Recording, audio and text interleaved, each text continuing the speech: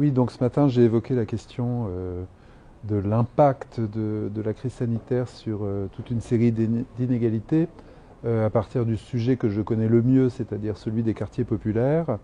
où l'on a vu qu'après une courte phase au début du confinement, où les habitants des quartiers populaires avaient été massivement incriminés pour non-respect des normes de distanciation sociale et de maintien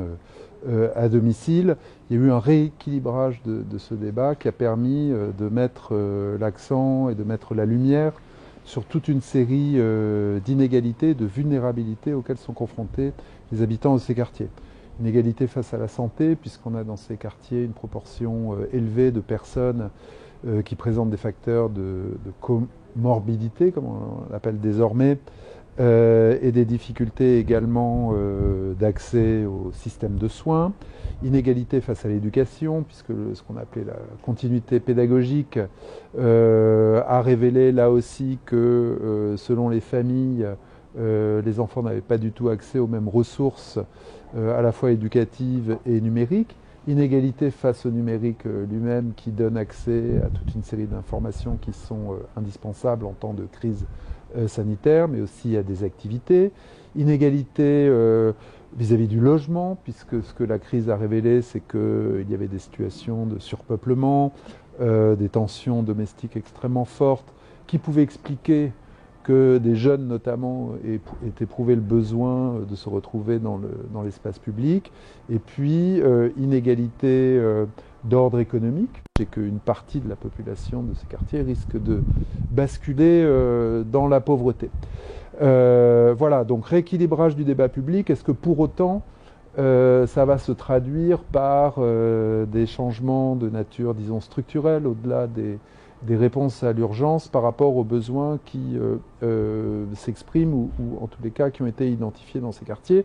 Ça n'est pas sûr et tout va dépendre en réalité de la qualité d'un débat démocratique que l'on pourra mettre en place. De ce point de vue, les tendances des derniers mois ne nous incitent pas à l'optimisme parce que, comme quelqu'un l'a dit, ce à quoi on assiste, c'est un retour en force de l'État, mais d'un État en surplomb de la société et qui prétend dicter la conduite à la fois des individus et des acteurs dans les territoires. Quelqu'un a parlé de césarisme sanitaire à ce propos. Emmanuel Macron lui-même a évoqué le fait que nous serions en guerre contre le virus. Or, derrière cette métaphore guerrière, il y a le fantasme d'une unanimité du corps social soudé derrière ces dirigeants face à l'ennemi que constitue le virus. La démocratie, c'est le contraire de ça. La démocratie, c'est la reconnaissance du fait que le corps social est divisé, et non pas unanime, que des désaccords peuvent s'exprimer, et c'est tenter d'inventer des moyens pour surmonter ces désaccords. La démocratie, c'est également comment décider face à une incertitude qui est permanente. Or, de ce point de vue, on voit que ni les experts autoproclamés ni le pouvoir lui-même n'ont la moindre certitude sur les décisions à prendre. D'où l'importance, me semble-t-il, d'en appeler aux citoyens eux-mêmes pour prendre part à des délibérations, pour s'inscrire dans un processus de délibération démocratique sur des sujets tout aussi essentiels que les réponses sanitaires à apporter à la crise, mais aussi la question de la restriction des libertés individuelles et des libertés collectives, sur les orientations du plan de relance, sur la manière de résorber les inégalités socio-spatiales révélées par la crise. Il n'est pas sûr qu'on en prenne aujourd'hui le chemin, et donc j'appelle de mes voeux, et c'était le sens de mon plaidoyer ce matin devant les acteurs des centres sociaux, pour la mise en place de procédures délibératives, un peu à l'image de ce qui a été fait avec la Convention citoyenne sur le climat. Ça ne signifie pas qu'il faut confier tout le pouvoir à des citoyens, mais ce qu'a révélé cette Convention citoyenne sur le climat, c'est le niveau de très grande maturité des citoyens pour prendre des positions sur des sujets éminemment complexes. Donc ça suppose d'engager un dialogue entre des citoyens, des experts. Il ne s'agit pas d'écarter non plus les experts, ni de priver les élus de leur privilège de la décision finale, mais d'assurer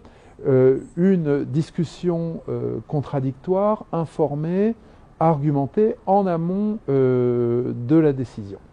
Alors de ce point de vue, l'exemple que je cite se situe à l'échelon national. Si on prend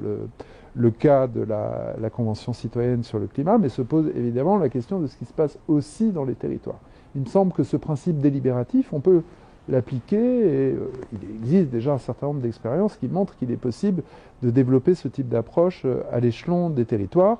Et de ce point de vue, il me semble que les centres sociaux trouveraient tout à fait leur place en tant que corps intermédiaires, sachant que ça suppose aussi un examen peut-être autocritique de la part des centres sociaux, c'est-à-dire comment éviter d'être dans la captation de la parole citoyenne, comment aider ceux qui sont les plus marginalisés à construire justement une parole collective et à venir la porter dans des instances où figurerait une pluralité d'acteurs.